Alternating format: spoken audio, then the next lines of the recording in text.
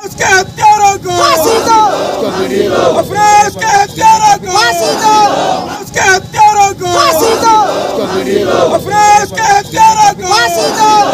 बात करने लगा मुर्दाबाद मुर्दाबाद, उसके हत्यारों को फांसी दो, उसके हत्यारों को फांसी दो,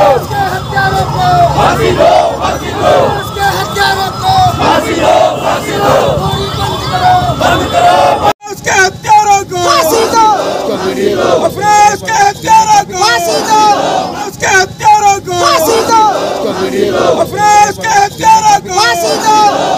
इनटॉलरेंस यानी कुव्वत बर्दाश्त क्या आज वाकई लोगों में बिल्कुल ख़त्म हो चुकी है कि मामूली बातों पर, ज़रा ज़रा से मसलों पर एक दूसरे की जान लेने पर आमादा हो जाते हैं और यहाँ तक के मार देते हैं। जनकपुरी के महावीर एनक्लेव पार्ट 2 में रहने वाले 27 साल के अफरोज़ आलम के पॉइंट ब्लैंक रेंज से गोली इसलिए मार दी गई कि उसने 2 लड़कों को मना किया था कि जिस जगह कार लेकर पहुंचा था वो उसमें सामान था, चाहता था कि वहाँ जहाँ गाड़ी खड़ी होगी वो लड़के पहले से मौजूद थे, उनको हटा दिया जाए।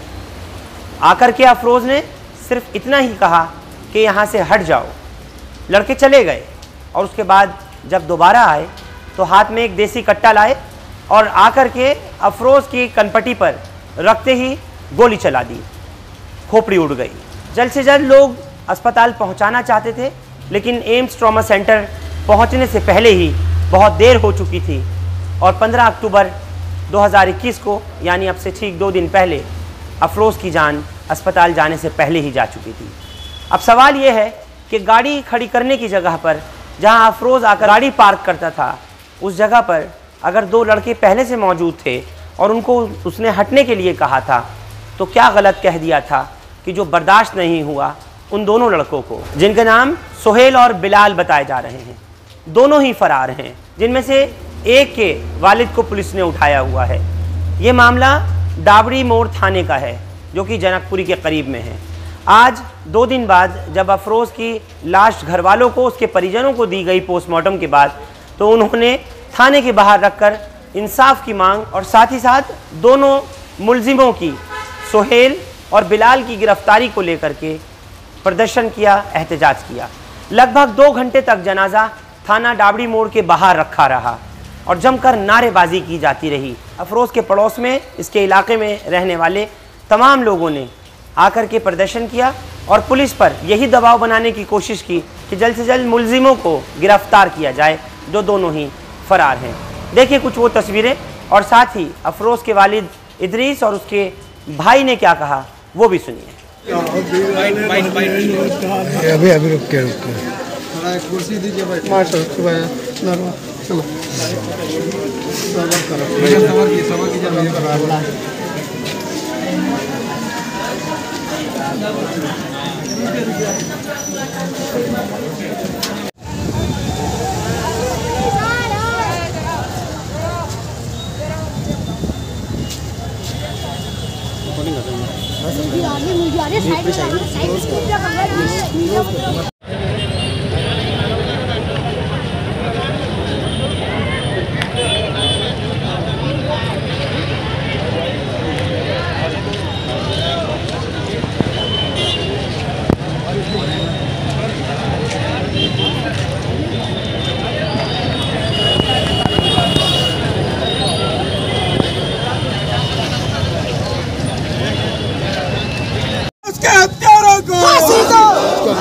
अफरोज के हत्यारों को फांसी दो।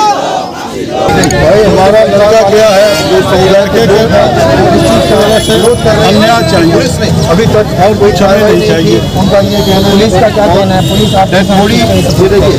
पुलिस तो भी हमारे देखने में कुछ सपोर्ट नहीं किया, पूरा चक्का अभी तक पकड़ा नहीं गया। 3 दिन के दिन हो गया, शुरू से ही आरोप है। जल्द से जल्द कार्रवाई करे पुलिस। सीबीआई की जांच की डिमांड, हाँ सीबीआई की भी जांच की डिमांड लेकर मांग कर रहे हैं कि जिन्होंने निर्भया हत्या करी, हम चाहते हैं जब तक फांसी होनी चाहिए। हम लोग ऐसी प्रोटेस्ट करते रहेंगे और दिल्ली पुलिस के खिलाफ भी 3-4 दिन हो चुके हैं, वो अत्याचार पकड़े नहीं गए हैं, कहीं ना कहीं कोई नजर नहीं आया। लेकिन एक छोटी सी बहसबाजी की वजह से उन लोगों ने मेरे भाई को शूट कर दिया और विदिन 5 मिनट के अंदर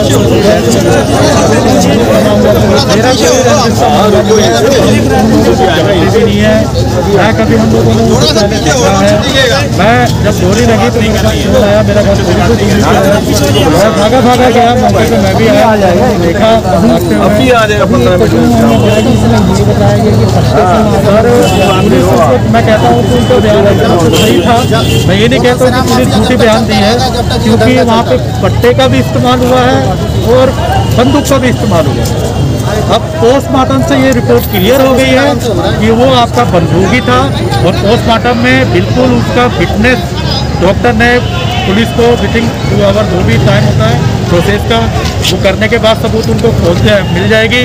और पुलिस ने ये क्लियर कर दिया है कि आपके बुलेट थी हेड में जो शूट किया है और वो बुलेट को निकाला गया है। पोस्टमार्टम के रिपोर्ट में बिल्कुल क्लियर है, कहीं कोई डाउट नहीं है कि पट्टे से मारा गया है, कहीं कोई लिंक नहीं है। सरकार के हुक्मरानों ने कहीं भी आपसे कांटेक्ट करने की कोशिश करी? सर मेरे से किसी ने कोई कांटेक्ट नहीं किया। इवन मैं जब भी डाकघर थाना में जा रहा हूँ, कोई एक नॉर्मल, मैं SHO की बात नहीं कर रहा हूँ, चलो वो बिजी रहते हैं, लेकिन नॉर्मल एक SI या कांस्टेबल कोई भी एक फेस पे बात करने के लिए भी तैयार नहीं है। शिकायत कभी हुई है कि यहाँ के पड़ोसियों ने भी बताया और आसपास के लोगों ने बताया कि ये लोग यहाँ पे काफ़ी समय से गुंडागर्दी बदमाशी कर रहे हैं और इनके और भी गिरोह हैं और ये गैंगवार भी ऐसा हमने सुना है।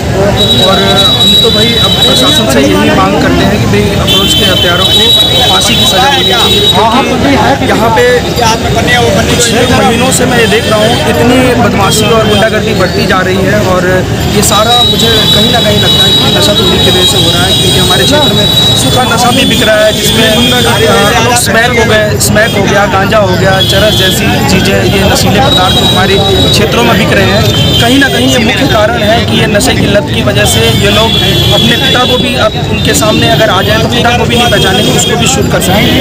और इनके पास ये असला आता कहाँ से है, किसका उसमें हाथ है, किसका सपोर्ट है, ये हमारे प्रशासन को ढूंढना चाहिए, देखना चाहिए कि इसके पीछे है कौन।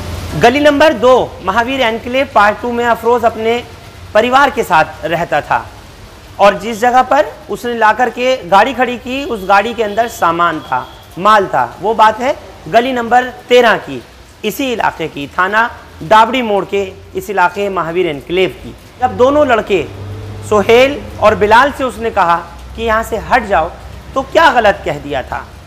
लेकिन अब पुलिस को जांच करनी होगी और आज इसी बात पर जनाजा मिलने के बाद में प्रदर्शन किया जा रहा था। परिवार वाले, इसके भाई खुर्शीद और वालिद इदरीस सब यही मांग कर रहे थे कि मामले की जांच क्राइम ब्रांच करे या फिर CBI से कराई जाए।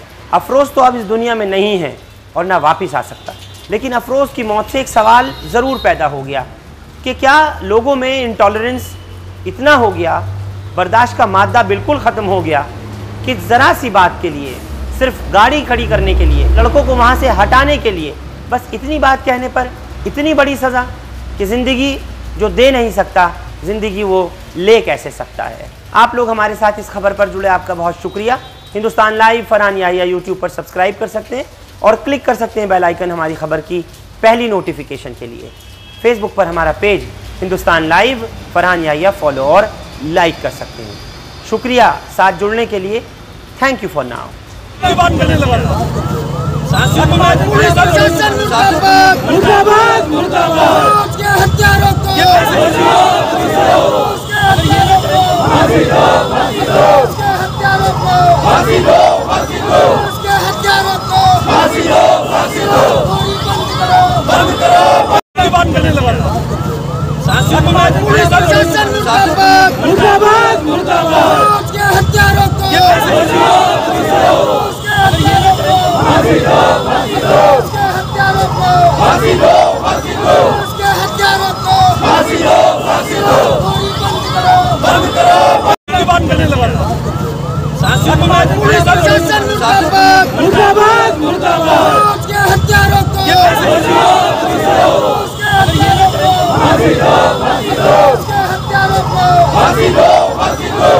हत्यारों को फांसी दो